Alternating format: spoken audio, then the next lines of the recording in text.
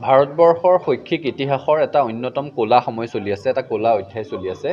ইটোৰ পিছত সিটো পৰীক্ষাত বেমেজালিৰ সৃষ্টি হৈছে। নেশ্যনেল টেষ্টিং এজেঞ্চি এটা খুব বিশ্বাসযোগ্য প্ৰতিষ্ঠান আছিলে, কিন্তু আমাৰ দেশত পৰীক্ষা পে চৰ্চা কৰা এই প্ৰধানমন্ত্ৰীজনৰ কাৰ্যকালত পৰীক্ষাৰ গোপনীয়তা নষ্ট হৈছে আৰু পৰীক্ষাৰ নামত কোটি কোটি টকাৰ কেলেংকাৰী হৈছে। প্ৰথমতে নীটৰ বেলিকা আমি দেখিলোঁ যে কোটি কোটি টকাৰ কেলেংকাৰী, লাখ লাখ ছাত্ৰ ছাত্ৰীৰ জীৱনক লৈ হেতালি খেলা হ'ল।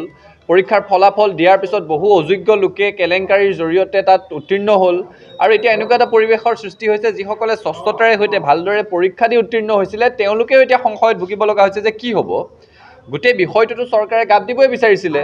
উচ্চতম ন্যায়ালয়ে কঠোৰ স্থিতি এটা লোৱাৰ পিছত তেওঁলোক বাধ্য হৈ পেলাই গোটেই কথাটোত জড়িত হৈছে। আৰু তাতকৈ ডাঙৰ কথাটো হৈছে CUET বেলিকাও একেই প্ৰশ্নৰ উত্থাপন হৈছিলে আৰু এতিয়া শেহতীয়াকৈ দেখা গৈছে যে নেট পৰীক্ষাটো পৰীক্ষা হৈ যোৱাৰ এদিন পিছতে বাতিল কৰিব লগা হৈছে।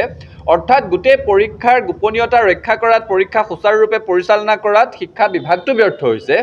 গতিকে ইয়াৰ পিছতো যিগৰাকী কেন্দ্ৰীয় শিক্ষামন্ত্ৰী ধৰ্মেন্দ্ৰ প্ৰধান, তেওঁৰ কি নৈতিক অধিকাৰ আছে বাৰু গাদীত বহি থকাৰ? গতিকে আমি স্পষ্টভাৱে ক'ব বিচাৰিছোঁ যে এই গোটেই কেলেংকাৰীত জড়িত দোষীয়েতো শাস্তি পাবই লাগিব।